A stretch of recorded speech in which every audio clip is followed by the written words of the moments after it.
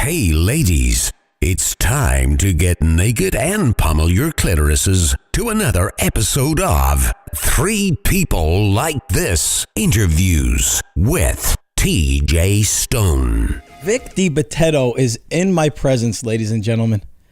What can I say about it? I'm wrapped in a box. I can't tell you how much I love Vic Dibitetto. I don't know if I have the words to start describing it, because Vic, how long do you think we know? How many years would you say? At least 30. 30 years is right. 1981, 82? 80, actually, a little bit later, 87, 88 maybe. 88, I would say, is when I came around. Okay, yeah, well, I was there before. Yeah, that's what I mean. Before you entered the cathedral of comedy. That's right. The people that I know always say, hey, didn't you and Vic start together? And I said, no, I started, and then Vic was there when I started. Right. It was you. John Mulrooney, Richie Triolo, Richard Jenny, may he rest in peace. Seth, may he rest in peace. Seth Schultz. Otto and George, may he rest in peace. Ray Garvey, may he rest in peace. It's brutal.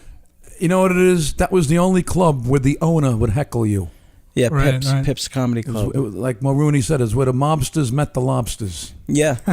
You know, Vic was on stage one time, and there was a lot of people on stage when a lot of things happened, but I remember somebody, was it you? Yeah. Somebody got like murdered, like a door away. Rubino. Rubino. Yeah. I can't believe I gave the last name. I don't want to do it. I don't want to introduce him by the guy who did the thing that got the views, who got the thing, because, you know, when I see that stuff, I go, that's, okay, that's 1/100th of what Vic is. Exactly. You know, he's a fucking raging, crazy genius. And I mean that in the most, sincere, lovable way. Thank you. Thank you. It's, well, we talked about how we know each other from Pips, you, Mike, and I, and Otto and John Mulrooney and all the guys that we worked with when we were coming up. But, just from a little perspective, like I was 19, maybe 20 years old. Somebody prompted me to do some comedy. And when you're in Brooklyn, you're going to do comedy, you go to Pips. Yep. In the 80s. So it was usually on a Wednesday night. Yeah, I came up, I did an open mic, and about a week or two later, Mike Ricca, my best friend at the time, followed me because we felt like we had something to say. We were different, So something I never really talk about is the way the guys at the comedy club treated us, like family. I'm telling you, at that time, Otto and George, Vic Dibitetto, John Mulrooney, these guys had years under their belt, and they were headlining and crushing heads, but not just in the comedy scene, in Pips, which is arguably the hardest club that you could ever play. It to this day it's the oldest comedy club in the country, and it was like the boot camp for comedy. I would call it, right? Exactly. Like, and when I hear, sometimes you hear people from Brooklyn and comedians talking about it.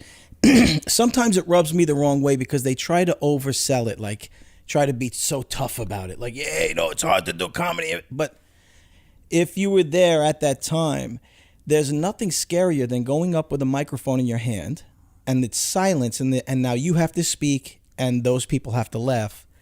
Except in Pips, it was like instantaneous anger at you. Just because who the fuck, the audience had a disposition, right? They were like, go ahead, make me laugh. Right. I paid money, now make me laugh. Be funny. I own you. So it's like confrontational right at the get-go. Immediately. And if you suck, they would let you know you suck. Oh, absolutely. I remember that. As you're on stage, not when you come off the stage. No, yeah. The fuck out of here. Next. One of the worst things a comedian can do is get his family and friends to come to his first show. Because that's what I did. Yep. And everybody was like, whoa, you're incredible. You killed it. You crushed it. You're amazing. Then the next night, the first thing I heard from the audience was, fuck out of here. First night I went on stage, I went with a bunch of props. I wore a jacket. And it said Sick Vic on it. I wrote on the jacket. It was How old were you? 21, 22. Right. I went with a bag of props. I had the heads, the 2 mannequin heads that I I'll found. never forget that I found in the garbage. You found those in the garbage? And I used to do that this- was like a signature Vic Yeah. Dibitetto bit, by the way. With the song from Herb Alpert. And it's just 2 heads. The girl goes down. It's a blowjob bit. Oh, no. But all you see are the 2 heads. Yeah. That's the genius of it. Yeah, and the rest is left to your imagination. Right. So yeah, like these 2 heads meet each other, and it's a woman and a man, right? And They look. How did you do it, They Vic? look away from each other. They kiss. And it's and by the way, he's silhouetted. He's almost doesn't exist. So Yeah. the lighting is such that you Exactly. only see the heads. Oh, that's And then brilliant. she goes down. He looks, and she's looking up. He's looking down. He nods yes. She nods no at first. He nods yes again vigorously. Then she goes down on him. This is all while Herb Alpert's playing in the back. Yeah. These are props I found in the garbage. Did you do that on your first show? Yes. Holy shit. Yep. I also did this bit That's unbelievable. that I bought a bunch of different soaps, bar soaps, Right. Ivory, Irish Spring, and it was called the soap opera. I did it on top of, remember the piano at Pips? Yes. The Irish Yes. Spring naturally sang Irish. Then I had the black soap because the brown soap was black, and I had got the ivory liquid, and that's when I had this little miniature bed from a dollhouse, and that's the great, man. white ivory soap. The black guy would get on top of the white soap, and I'd squeeze the ivory the liquid like he just came. So you're not even talking. You're just, Nah, I used to use. I had this. Remember the band Roll On, the chapstick? I used to say, look, a chapstick for a black person. you can't do that today. Forget about it. The man roll-on was like a big roll-on. Yeah. Fucking. Then as we got politically correct, I said, all right, chapstick for Mick Jagger. Oh God. Then it's okay. But at 21 years old, you came on stage with those bits. Yeah.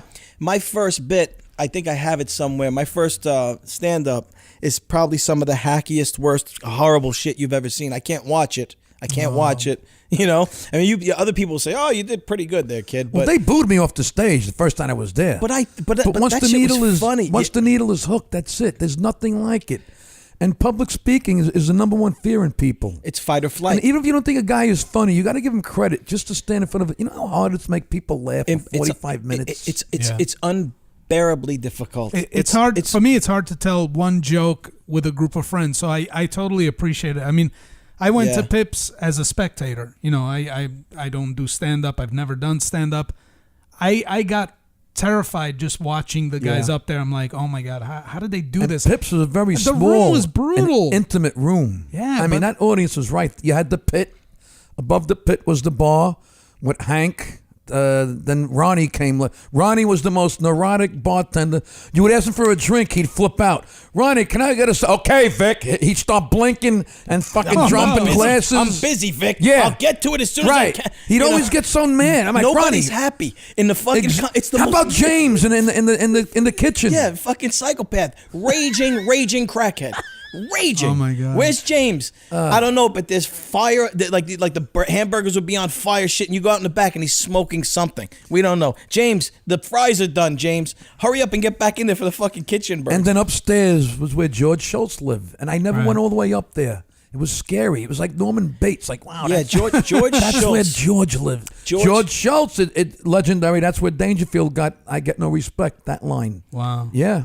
Yeah, so George Schultz started this comedy club in Sheepshead Bay. It's Pips. And his sons Marty and Seth eventually took it over. So it became the place where, like, you know, if you wanted to, there was only a couple places anyway. Like, that was the first comedy club in the country, wasn't it? Yeah. essentially. Lenny Bruce was on that stage. Right, Lenny Bruce. Joan Rivers, Rodney. Yeah, they all David came, Brenner. Yeah. So, look, I was always a funny guy.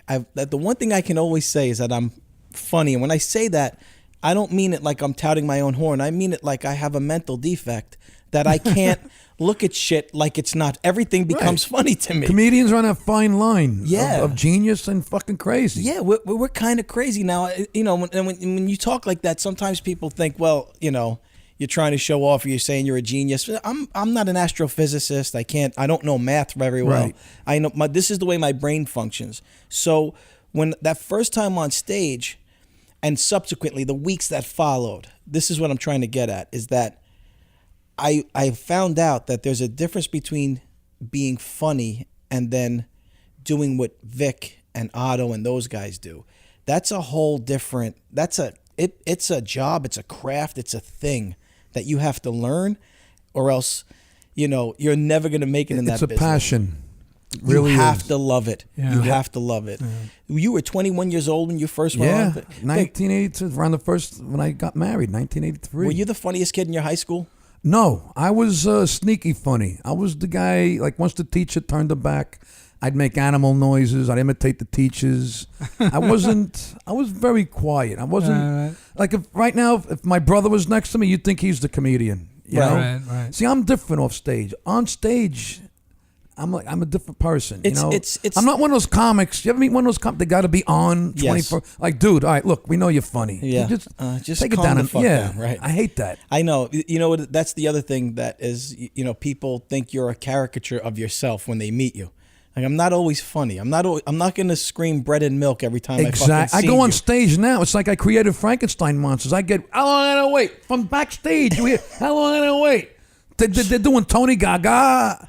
I don't mind, but it in the middle of my act, it's distracting. Right, of course. I think back, holy shit, this is I created these fucking animals. But I love it. It's when people mimic you, it's a good feeling. I don't get jealous. It's the highest form of flattery. It really is. It's endearing, but it's distracting at the same time. I get that. But what made you go on stage? Why did you?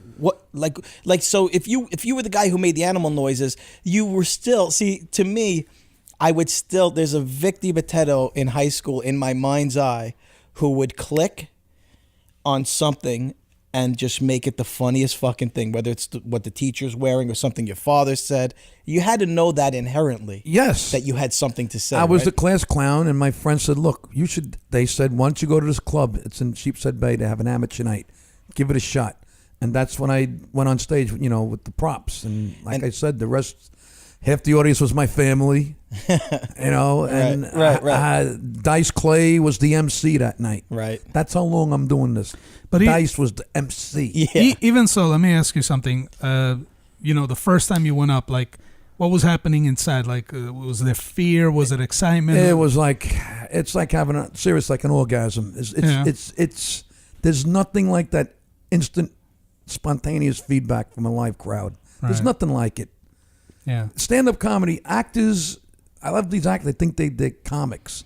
Comics can act. Actors can't do stand-up. Right. Yeah. And you can't learn it. Now they have schools. Learn how to be a comedian. You can't learn. It's how impossible. To be. No. It's in you. It's impossible. I was talking to Mike Fine. You know the comedian Mike Fine? Yes. He was telling me that when he first started comedy, he took a class from Lisa Lampanelli. And I says, I love Lisa. She's very funny. But... was it effective? Not that I don't know. I'm not going to knock what Lisa's doing, but isn't just funny just if you're funny, you're funny? Like, right. What are you going to do? How could you teach somebody, all right, when you walk into a room and there's a girl there and her mother's got a wig on and it's crooked, you have to fucking find that to be the greatest thing that ever happened to you. That's how a comedian looks at the world. Like, that is the greatest. How many times you'll see something, Vic? Yep. And you'll just look and that one thing. We're observers. We're great observers. We really are. And you see the absurdity in it all.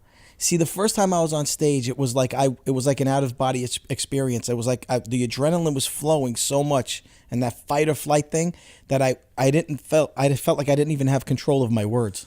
When's the last time you were on stage? I did it about a year ago, in between the 25 years. And did it all come back? I was so much more at ease as an older guy.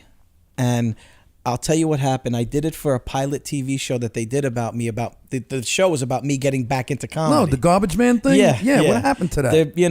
It's making the rounds. Yeah, Netflix, this, that. If I had a penny for every time I got this project and we think you're perfect. All right, whatever. Right. It's a brutal business, man. It Absolutely. really is. It is. It's a roll of the dice. It really is. It's right place. Look at Kevin James. The only reason why I was in Mall Cop, he picked up the phone and called me himself. Boom, I'm in a movie. If I would have auditioned for that, I would have never got it. But Vic, that's a testament to your hard work, though. That's a testament to you don't stop for fucking nothing. You're like a fucking beast of content. Well, like my manager says, I'd rather be a slow moving. Look, 33 years I'm doing this. I'm still fighting the fight. I feel I'm not where I want to. Good. If everything could stay where it is now, good, I'm though. happy. That's happy, but look, I'm not driving a bus. I'm not picking up garbage. I got a beautiful house, a wonderful family. Do I want TV and movies? I'd be lying to you if I said no. But if everything could stay the way it is, who the hell am I to complain? No, absolutely not. But at the same time, you're never going to be content. You know what it is? I feel there's more I could do. Yes. When I see these people in the movies and the TV, I'm like, damn, I'm not taking anything away from Kevin James or Ray No, Romano. of course not. But I could do that. Right. I could do that too. Right. You know, they hit the lottery. That's all it is. They hit the lottery, the right time, right place. Look, they made the most of their opportunities, no doubt about it, and they deserve it. But I think in this day and age, man, there are outlets for what you're talking about. There's guys that social media. But like, if you wanted to do a sitcom, if you wanted to shoot a pilot, we don't have to rely on other people. I got a 4K camera. Bruno's a director. Like, in this day and age, if you have the right people around you, you can be undeniable. You can just put fucking 5 episodes out on YouTube and then send that to an executive. Right. So I always think of that. I say, what if the younger me had access to this shit now? And what if I could imagine me and you in Pips filming. You know what's funny? I don't know why this triggered this, but remember how the owner of Pips, Seth, he was out of his mind. He used to show up with a video camera and a film camera. Me to fuck up. So were those guys did Seth and Marty, were those the guys there that owned the place already when you first went up? So what did they say to you? They said, we want you back? I did the thing. They said, well, I had to go back for a few times, do an open mic. Of course, night. It took me a couple of, I guess a year before they gave me a weekend. They emceed me, then they featured me. And when you started headlining at Pips, it's like you got made. It was amazing. Right. It was, and I got $175 for one show. I still got the check. It's hanging up on my house. For what? Signed by George Schultz for one show. Wow. And back then, that was, wow, gigantic. $175 to make people laugh. You kidding me? You mean I could get paid for this? Yep. Yeah. That was, listen, when I went up, and the same story, I had to go every week. And then when they said, okay, you're ready to host, to MC, I was like, fuck, I was so nervous. And who do you think was the headline of Vic, my first show? Yep. It was like who's that old guy, Morty Storm. Morty Storm. You know the famous story about him? No. They hire him, they fly him out to L.A. First of all, he's an old Jewish Nebuchadnezzar. Borscht Belt, Catskills, that type. Freddie Roman. Right. They fly him out to L.A. for Frank Sinatra's birthday. All he had to do was pop out of a cake. He pops out of the cake. Sinatra goes, all right, get him out of here. Just for that. And they flew him back home. Get him out of here. Frank Sinatra. He didn't know if he was a singer or a fucking mob boss. Oh my God. So that's amazing. What was your that's the beginning of your career, that year of comedy. You're hooked. And did you go to other places besides Pips? Did you go like the big thing was then you had to shoot out to Governors in Long Island. That's when Jackie Martling used to book it. Yeah, and that Jackie was a big thing. John Maroney, he got me out. He pulled some strings for me. Then I started doing Long Island. The next big thing was the city. And that's when I did Dangerfields. I did the Proms. Right. And if you ever done the Proms, you do 3 shows a night. It's so horrible. They cattle these kids like cattle. They shuffle in and out. They rape them with the prices. The kids aren't even paid. They're puking. The bathroom smells of pot and vomit. But you don't get out of there till like 5 in the morning. You're doing your set 3 times in one night. By the 3rd set, I told the joke twice in one set. That's how fucked up you are. Right, you don't know. You're coming out, the sun's rising. It's that's the other thing, the grind of being a comedian. It's I don't mind being on stage. I could do that. That's why, you look at Rickles. He did it till the day he died. It's the traveling that sucks. The traveling, the waiting, the watching the other comedians, the being surrounded by drunk people all night, right? You Vic? like babysitting sometimes.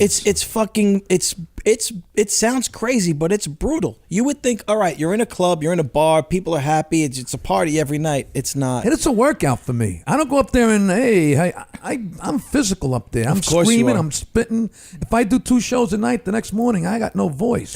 Did it ever get into your head mentally? Obviously it did, because you're insane. But what I mean is, like, look, everybody knows Otto and George, but we were really, really, really tight with Otto. Yes. And George. And To this day, I still don't know which is which. I know. It's funny how I said Otto. We know Otto and George. I never say Otto. Isn't that fucking insane? My wife goes to me, did they bury the dummy with him too? I'm like, I don't know. But Otto, there's no secret. He says it on stage how, these guys, a lot of these guys did drugs, and a lot of them were fucking insane on drugs. Yeah. So, Otto and other guys, that was the fucked up part for me, because what happened was, for me, you guys became like my older brothers, like these guys that I looked up to, and I says, I want to be like that, like Vic. So that night I emceed. I watched. That's the first time I saw him really do the bit, but it was the first time in my life I watched a guy go from 0 seconds to 45 minutes, non-fucking stop. Wow. And I thought, fuck, I don't know what I'm doing here, man. I can't do that. That's insane. And that's how I felt when I used to watch Rich Jenny and John Maroney. Right. It's the cycle. It's great. That's why I have so much respect for it. I tried to tell this to Jackie last week. He doesn't take compliments very well, but I'm like, regardless of everything, it's amazing what you do to get up and tell jokes. And he's funny. A lot of people, I don't like, I don't get Jackie Motley. Funny is funny, whether you're telling jokes, whether you're Carrot Top, whether you're a monologist. Funny is funny. It's funny. He's a funny human being. Yes, he's a natural. He's insane. He was great on Stern. He was phenomenal. And by the way, he's telling jokes, but those jokes, like, to me, those jokes represent America in a sense. Like, these are all these things that got handed down from generations. And without Jackie, where are they going to be? They're going to be on a fucking internet joke page. He's like the Bob Dylan of comedy. He kind of is. He really is. I think he's very underrated. Yes. You tell me now to tell you a joke, I can't remember one joke. No. And to go on stage, do that for 45 minutes to an hour, and to have segues and know what joke to tell when, that's not easy. It's insanely difficult. And his jokes are funny. And also that thing that he does, when he finishes people's jokes, like Stump the Joke Man. I mean, that's out of control. I don't know how someone does that. That's and just he's got a hotline, wine. Yeah, use your finger, 9221. Hot dogs and donuts. What's that album he's got? Yeah. I'm just laughing because I see his stupid face with the donuts and the hot dogs. He's such a fucking idiot. He used to book governors. He's the book governor. How did your wife feel when you first started doing comedy when you were married? Did she care? She was all for it. That's half the battle. If your wife is behind you, that's like getting the okay. Like when Adrian says, "Win." That's what it's like. Make them laugh. Yeah, Vic. Make them laugh. She's the best. I got a crazy question. Yeah. Like, it's not too crazy, but living in Brooklyn, growing up in Brooklyn, I'm sure like you go to parties, whatever, friends parties. How many times do you get asked to, like, in the middle of a wedding, go up, right? All the time. How do you feel when that happens? It's just I'm at a wedding. Can I just have a drink? Come to my show. I'll give you my show. Right. I'm not. It's hard to be. I get more nervous in front of 2 people than in front of 2,000. Right, because you're right on the spot. Right? Yeah, you're right on the spot, and you're looking them in the eyes. How about this? You ever get this? Oh, you go to a club. Are you funny? I can't stand that. Oh, God almighty. Nah, I suck. You know what? I got 300 standing ovations. I'm due to suck tonight. Yeah, tonight. I hate that. No, You came on a bad night. No. Tell me a joke. That's like this. Being a comic is the only job where, like, you're right there, beck and call. Like, if a plumber comes to you, do I tell the plumber, fix me that faucet? Right. Tell me a joke. Fuck you. That's like when a doctor shows up to a party. Doc, I got this fucking pain in my shoulder, right? And how about this? How many times have you heard this from family and friends? Let me tell you something. You're going to get a lot of material tonight. You could use this. You could use this. And they tell you the worst story, right? How come you're not on Letterman? You know what? Let me pick up the phone and I'll call up David Letterman. But they don't understand the other side of the. It's a brutal fucking business, man. You have to have a so certain unfair. mindset. When you were first, you got to get used to a lot of rejection. You have to get used to rejection. You have to have thick skin. Yeah. You really do. You do. It's a fine line because it's funny. A comedian is the type of person that can make 500 people laugh, and then if there's one guy in the corner of the room not laughing with his arms folded, looking at you, you come off stage going, that ruins your whole fucking night. What the fuck was wrong? How come that guy didn't laugh? Isn't that amazing? Isn't it crazy? It's the same thing. If you sell out a club, like there'd be 1,000 people. If one person complains, the management will listen to that one person. I'm like, didn't you hear the other 999 people laughing their asses off? It's a strange thing. But I mean, so you caught the bug in that first year, Vic. You're married, and what are you doing at that time? What were you doing as a day job? Which, by the way, garbage man. It's very, very unique, by the way. Yes. I know it sounds crazy, but comedians don't have jobs. Nope. They don't fucking That's work. the thing. I put my family before my career. Yes, I didn't you did. pick up and go, I'm going to go to L.A. and be a star. I said, I can't. I was driving my truck to Dangerfields because my route was in Manhattan. He was driving his fucking... I told Tony Bavacqua, I said, I'll pick up your garbage if you give me stage time. Really? Picked up his garbage, went on stage. And what was he, the manager at Dangerfield? He still is. He's the owner. He owns it. Oh, okay, he's the owner. Went on Oh, at stage. the time he didn't own it, though. Right. Right. But okay, see, that's how old I am. Remember I'm like, wait a minute. Bobby, the Scottish guy? Yes. He was awesome. Yep, he was great. And now the very funny Wayne Cutter. He would tell comics, you're not so fucking funny. The fuck are you doing here? With that Scottish accent. He was a straight shooter. When you used to fucking get mad. Yeah, it's... oh my God. And I'm not expecting you to get mad now. I know people are like, get mad, Vic, and be funny. He used to get mad on What's stage. it like, hecklers and stuff? No, just talking. Just talk about whatever the fuck is my on his kids, mind that day. Just that's where comedy comes from, Right, anger. right. But I take it to the next level. I've been compared to Sam Kinison and Pat Cooper, which that was a great comparison. Oh, absolutely. Yeah. Definitely. Legends. That's a great comparison. Yeah. Pat Cooper. A young Pat Cooper, Yes. I've been called, and the Italian Hurricane. The difference between you and Pat Cooper is that Pat's always mad. Yes, He's yes. always mad. Off stage, he's amazing. He's the you could sweetest sit guy in the world. Yeah. he's deaf now. Is he really? He stopped doing stand up. Oh wow. But He was there's always a another nice guy. He man. had a lot of, doesn't talk to his own kids, and I don't want to go that route. Well, I think he's a cunt and a cocksucker, and I only say that because I know he can't hear me. Okay. I don't know. You could say cunt on this station. Yeah, You can say whatever you want, man. Wow. He's driving a fucking garbage truck Yep. to the city to do a stand-up gig in Dangerfield. Then fast forward, I drove a school bus for 13 years. I transported the future criminals of Staten Island. now get this. Ray Garvey, brought comedy to the Borgata. I'm sorry, I just saw a fucking 12-year-old with a neck tattoo and a gold chain. Yeah, with a knife to my neck as I'm driving. Anthony, you can't stab me. I got your classes in 8 minutes. How you Anthony, lucky, Vic? we were in the hood. What Anthony? All right. Well, Anfernee, A-N-F-E-R-N-E-E. So you were booked there 7 nights at the Borgata. I live in Central Jersey. The route is in Staten Island. I would go to the Borgata, do my set, come back home, an hour and a half drive, get 4 hours sleep, get up, go to Staten Island, do my run, back to Manalapan, Central Jersey, a nap, go to the Borgata, 7 nights in a row. I would do that. Oh, wow. Atlantic City, Manalapan. Is there something wrong with you, Vic? It's sacrifice. Seriously, is there something? Do you think that's a defect or is it a positive quality? when you To have me, I think it's a positive quality trait, but I also think he's fucking insane. You're right. You're right. It's a combination of a passion and putting your family first. And That's the most honorable, admirable thing about you. This is 30 years, man. I'm talking about him pulling up in the garbage truck. I'm not elaborating on the story because I don't want to fucking step on it, but the truth is that he used to pull up, park a garbage truck around the corner in the only place you could park it on, not Sheepshead Bay, on Sheepshead Bay Road, Right.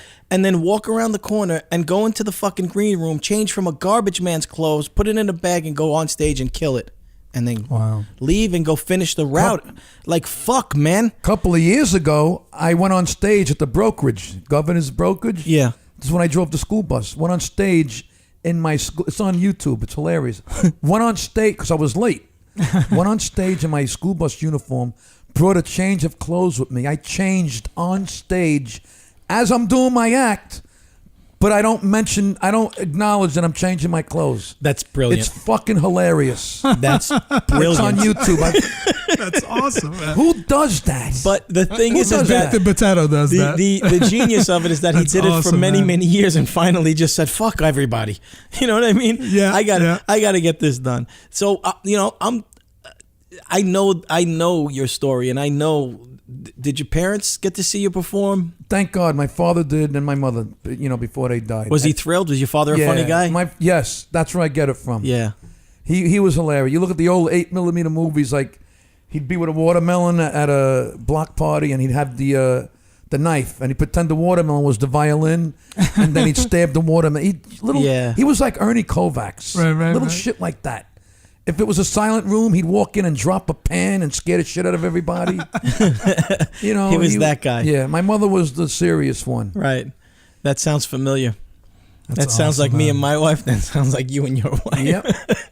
But your father was the guy. Do you think inherently you got that from him, or did he rub off on you? Or is that just that's you, right? DNA. And I just hope I don't take after his cancer, because he died at 65. But my mother lived to 93. Yeah, but you got some good years left, though, Vic. Yeah. You were saying before, like, imagine if we were we were back in Pips. Yeah. I think there's a reason why it took me, like, I'm 56 now. Maybe who knows? Maybe if I would have got all this heat going on when I was 19, I would have abused it. That's what Mike Ricker says. I don't know. Maybe there's a reason. That's what Mike Ricker says about us. No, it's interesting.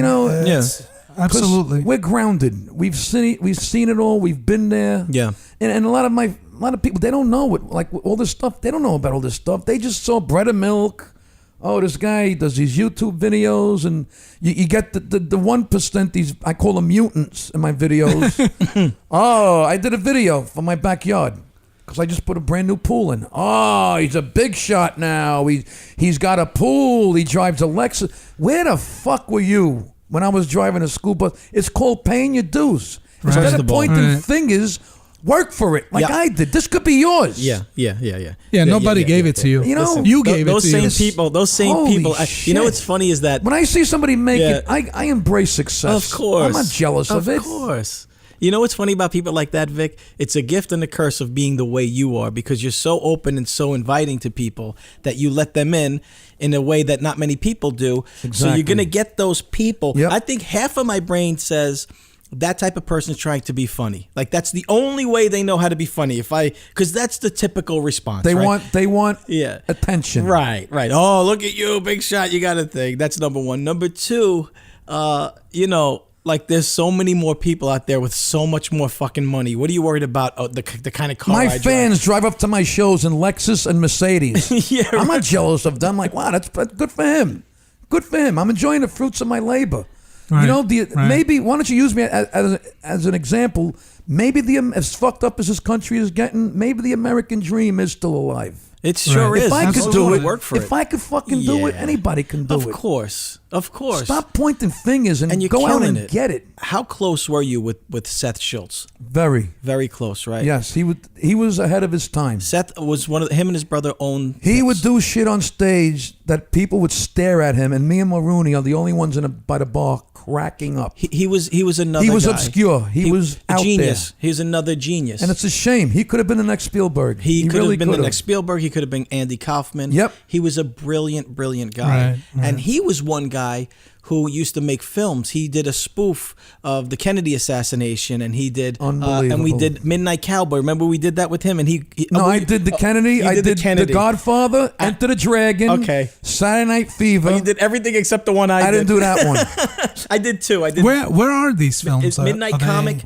Are they available anywhere? They're probably on YouTube. I don't know. We have to find them. Yeah, but Midnight Comic. He did the baptism scene from The Godfather.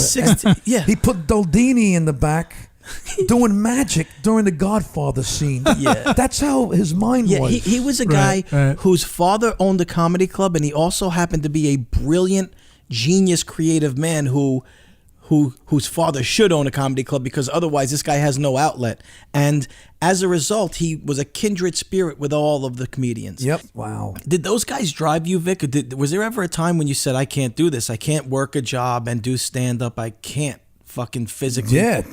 3 years ago. Oh, really? I'm only doing stand-up full-time for 3 years. I know, full-time. Is that fucking amazing? But you've been doing stand-up for 30 years, more. So you've been doing stand-up. So my point is that in those 30 years, I mean, it sounds like an obvious question, but were there times when you said, I have to just work my job. I can't fucking make it to the Borgata. I can't make it to fucking to governors. You never had a doubt. No. That's amazing. No. That's awesome. Yeah, that's what it takes, though. It's a passion. When you have a passion for something, I love that. Everything started to click 3 years ago. The bread and milk thing went viral. Mall Cop 2 the next year, and then I met my manager who took my career to the next level. And since I got a manager, things have changed. I found out who my true friends were, because it's amazing. You tell somebody, you got to talk to my manager now. He handled, I know you 30 years. Now I got to talk to your man. It's a business, man. Aren't you happy for me that I have Right, Jesus Christ. They want to just fucking keep you in the gutter. Because why? They know they can't rape me anymore, because they know my manager is out to look for me. Naturally, he's got to make his commission. But that's a very East Coast fucking thing, though, Vic. It's a very East Coast fucking. I don't know if these are Italians, but that's a very Guinea fucking low level. It's mostly Italians, unfortunately. I learned in life it's your own. Oh, they're the fucking worst. When I had the garbage company, that was my father's garbage company. Yeah, we had 2 trucks, and around 1995, when Giuliani came in and cleaned up all the shit, we were forced to sell our business.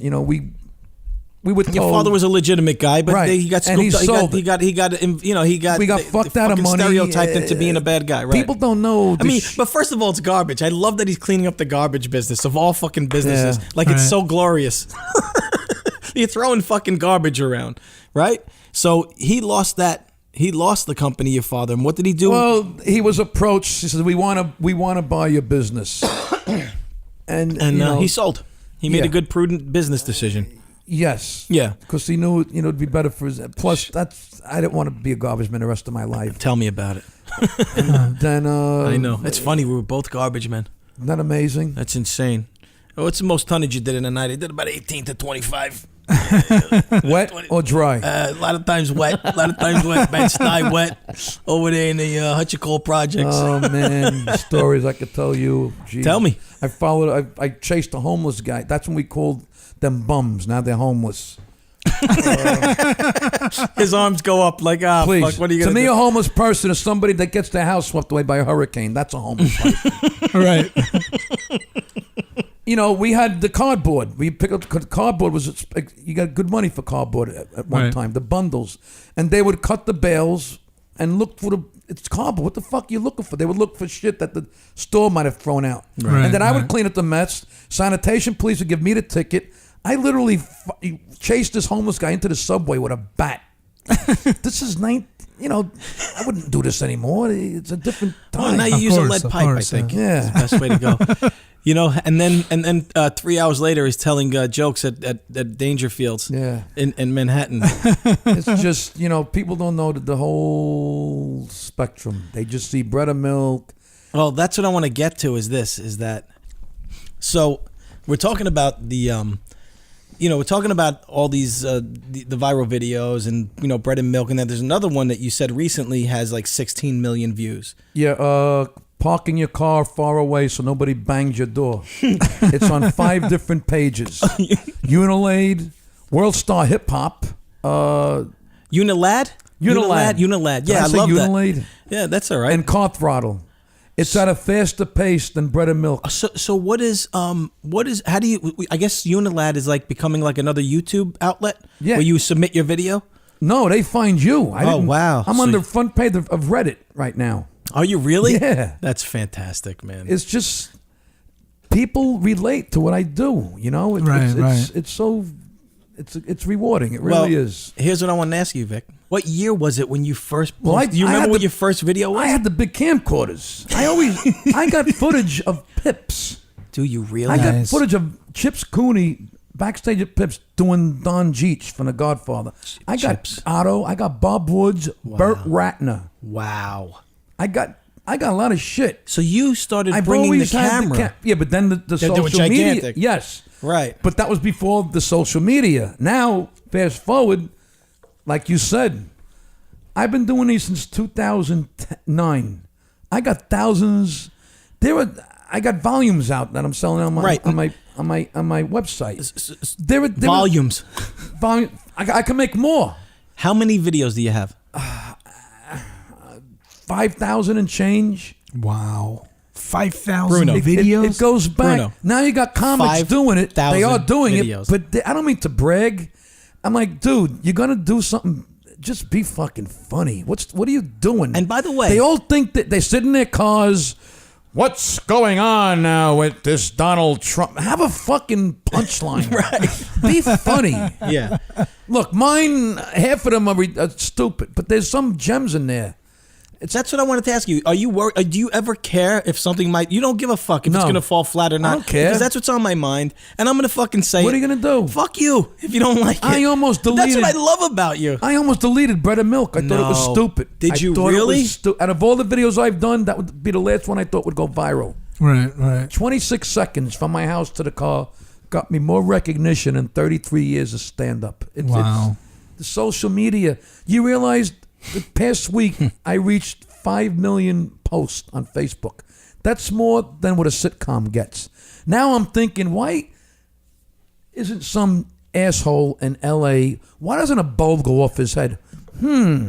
This guy already has a following. That could translate into ratings.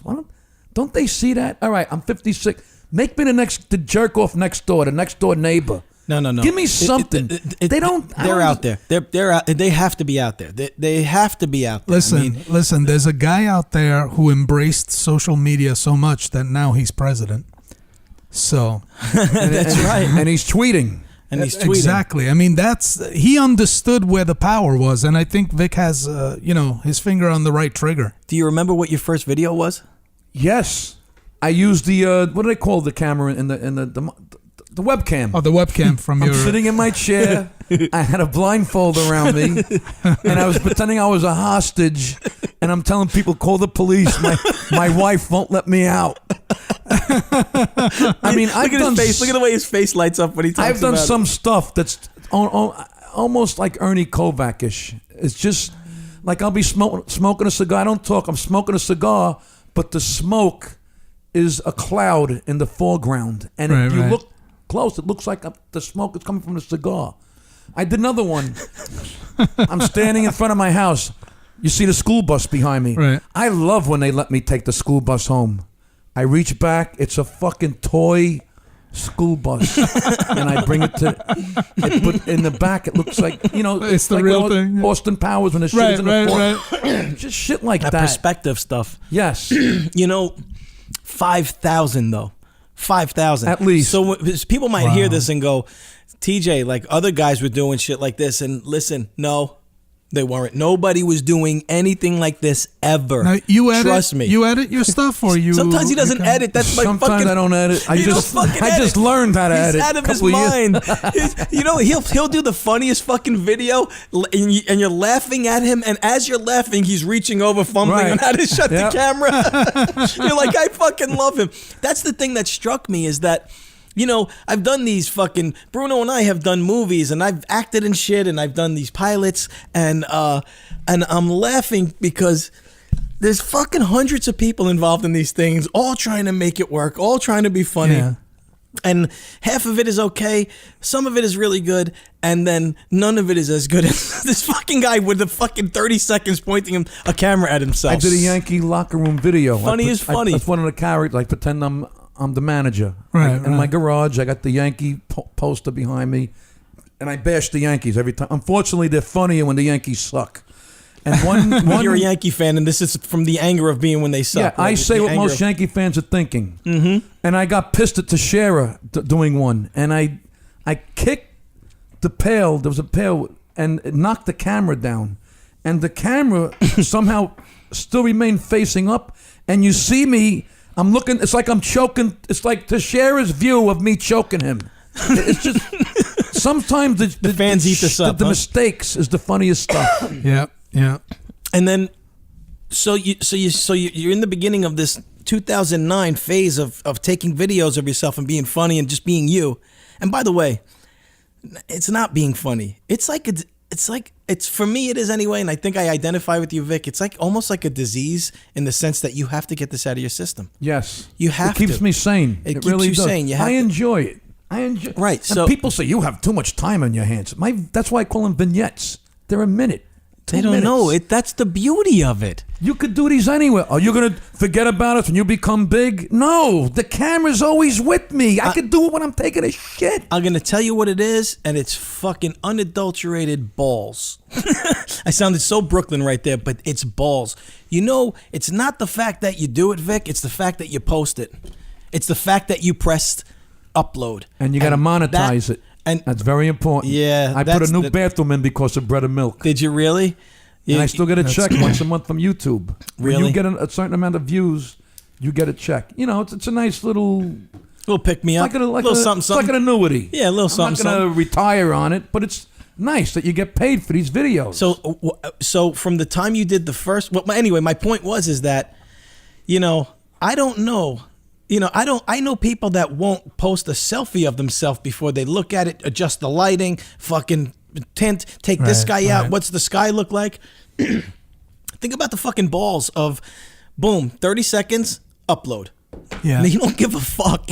And that is what translates to me. That's what I take away from that. That fucking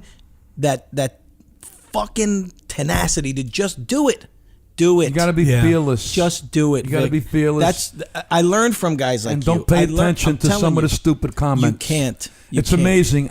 Some of these my vignettes I can watch over and over, but I can't watch my stand-up. It's amazing. Why? Because my stand-up is basically the same material. Mm-hmm. You know, it changes from now. You're getting a little. Do you get sick of the same material sometimes? Yeah. Or are you afraid to change it up because you know what your fans are coming for? You know, it's something. I did. When you do the old stuff, people say, you have anything new? When you do the new stuff, how come you didn't do that? You can't. Yeah. One thing I learned, you can't make everybody happy. Yeah. When you watch my videos, some of them, I'm not blowing smoke in my ass. Some of them are fucking hilarious. Do me a favor. Just a simple LOL is nice. Don't tell me you should have did this.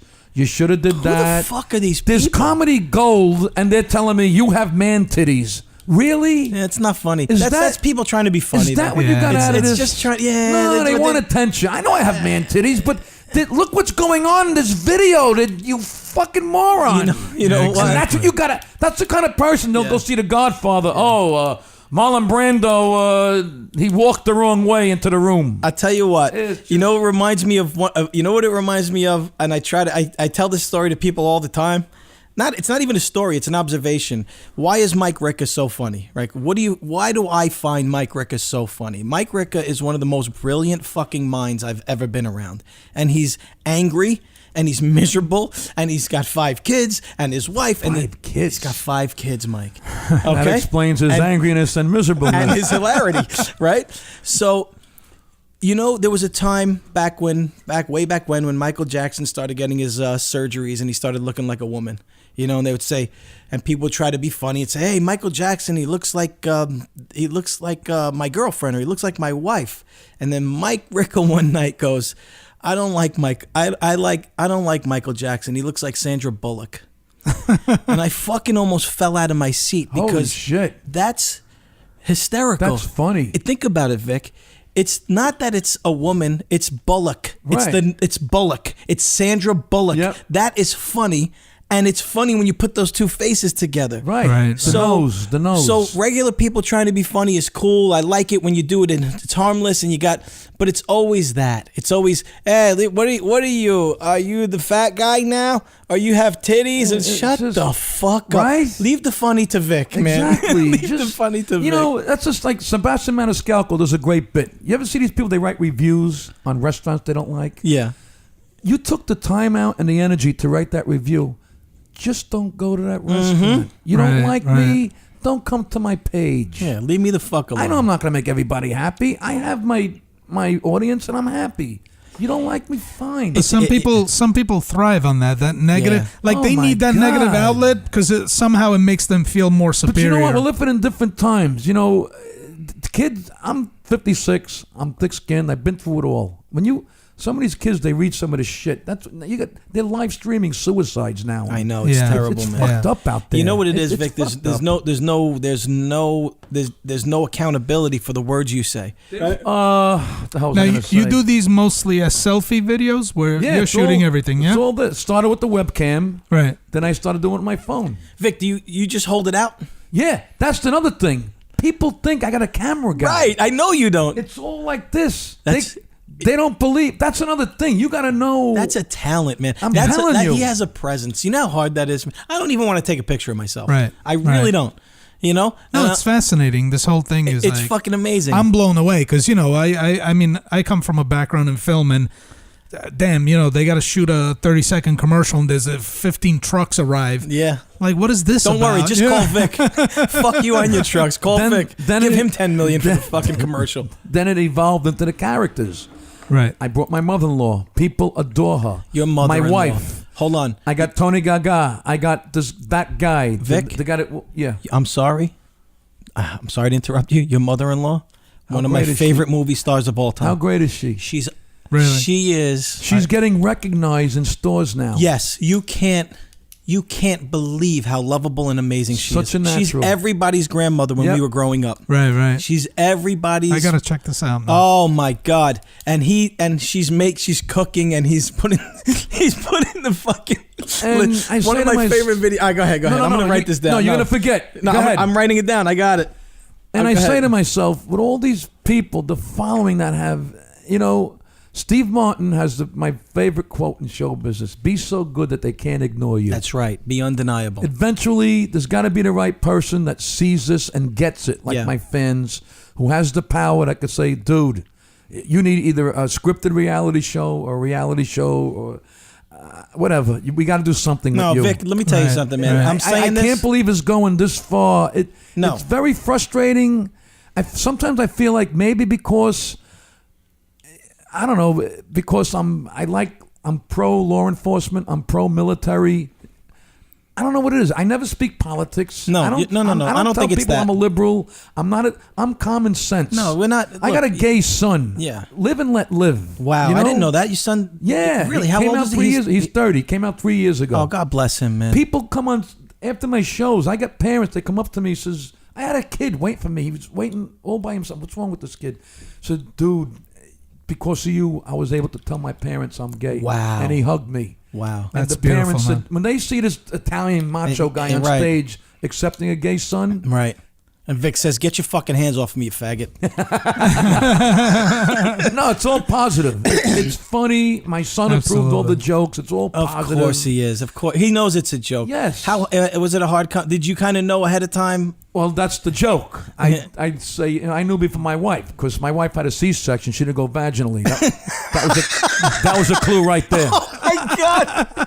Every You see what I mean? Every time she went to breastfeeding, he would nudge her away. That was another clue. Come on! It's too fucking funny. He preferred the bottle, Yeah, it's a problem. We know this.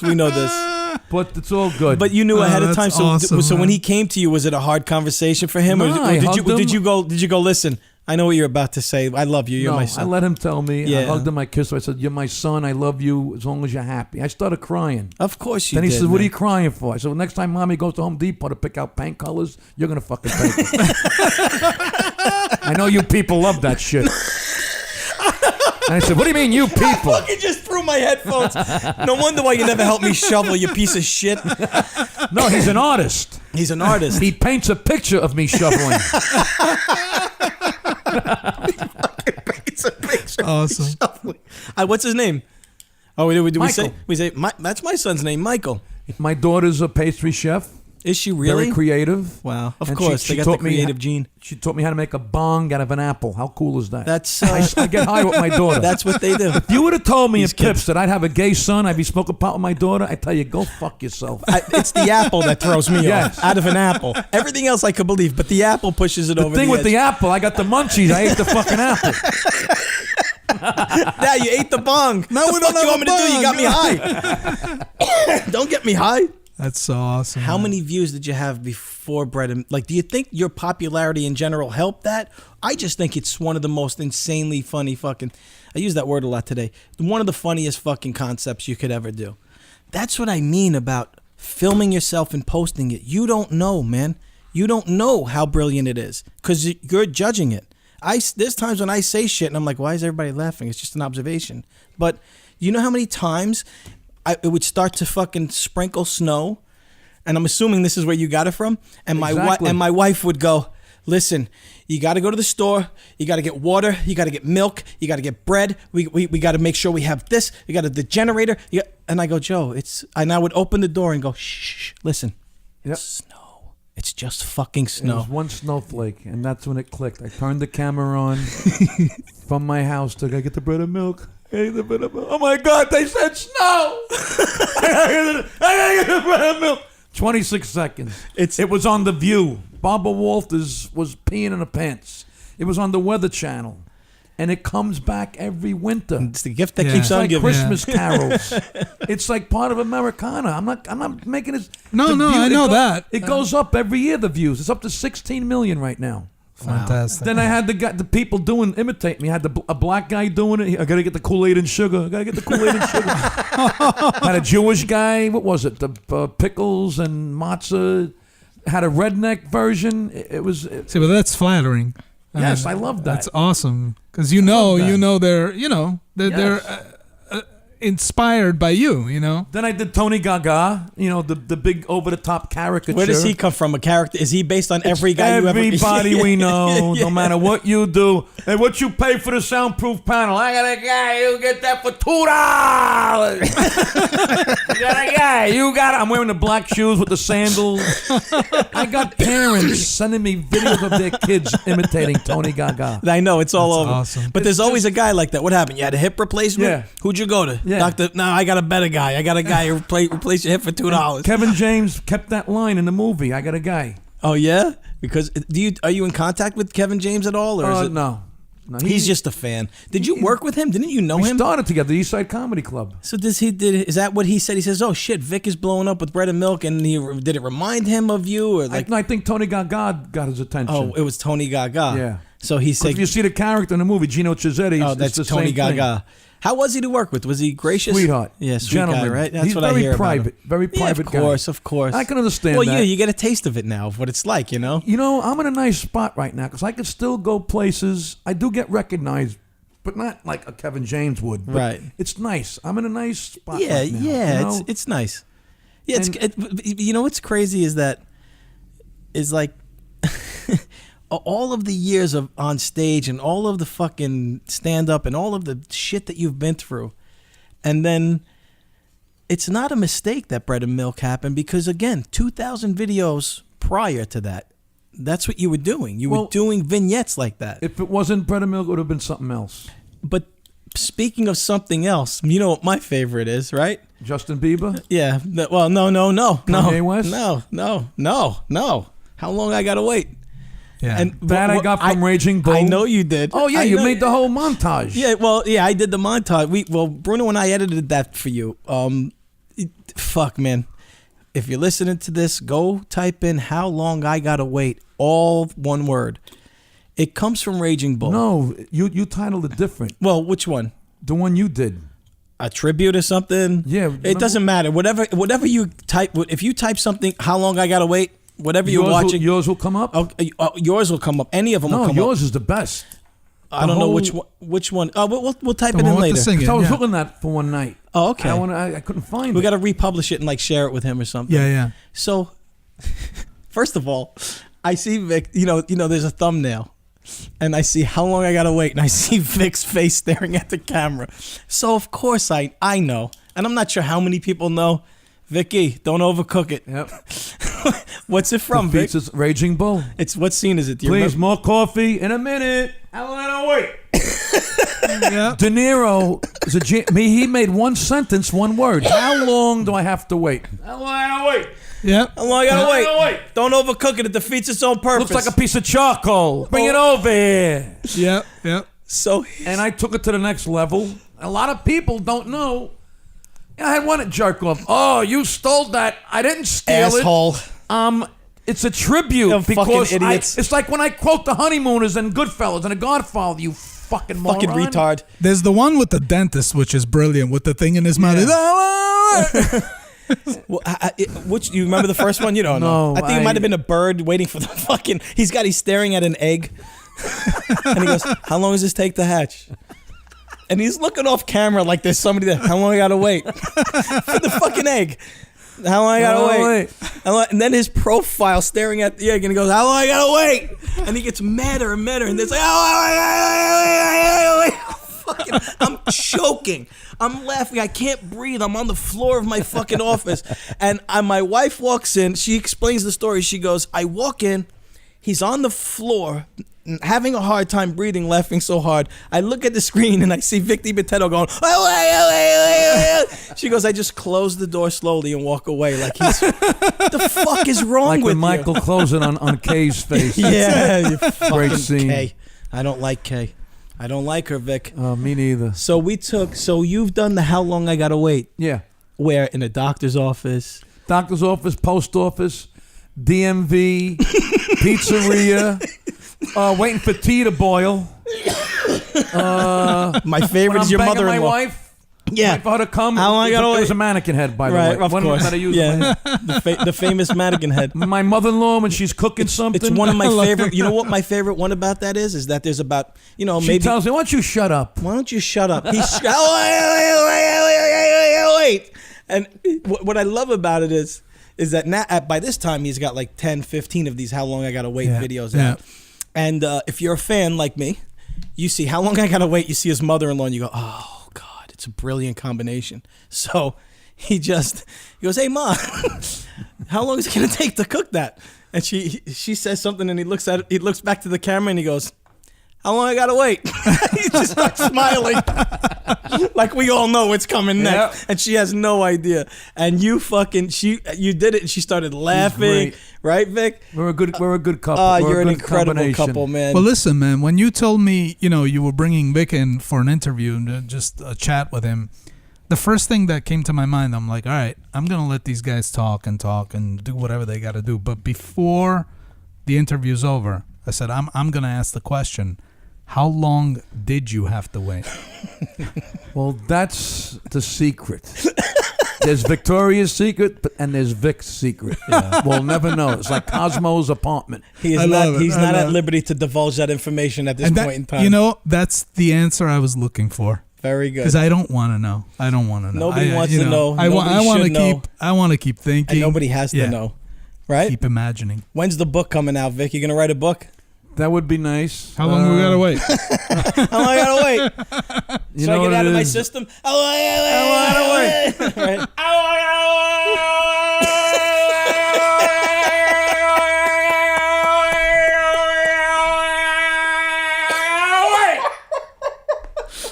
Oh, fuck you. You can't be that funny. You're not allowed to be that funny.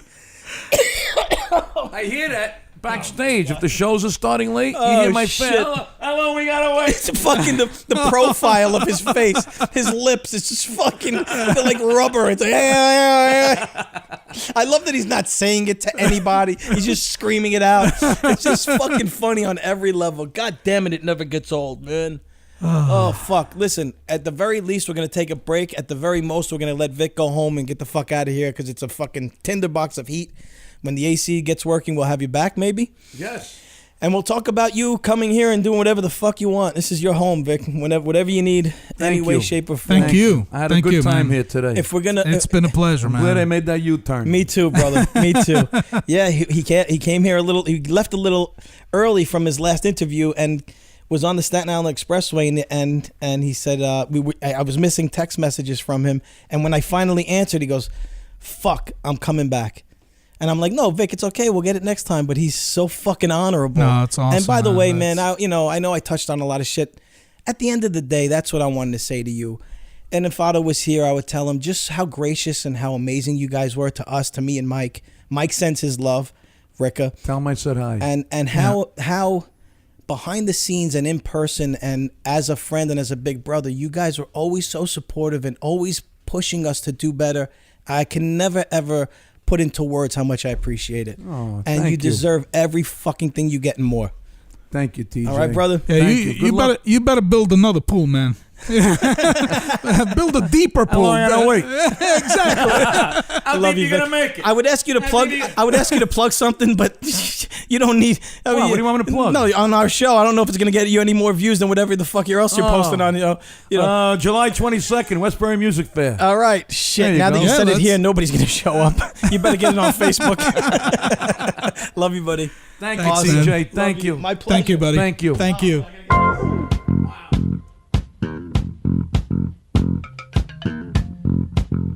Thank you for joining us on 3 People Like This. To stay up to date on all things 3PLT, please subscribe to our weekly newsletter so you'll always know when our latest episodes are up. For the complete 3PLT experience, please visit our Digibro at 3peoplelikethis.com, powered by freedomsdesign.com. For all your online business digital solutions, creating marketing assets and digital tools for companies who are ready to invest in themselves. freedomsdesign.com. Wow your audience. Bro, it's Digibro, bro. See you next time on 3 People Like This, because life is content.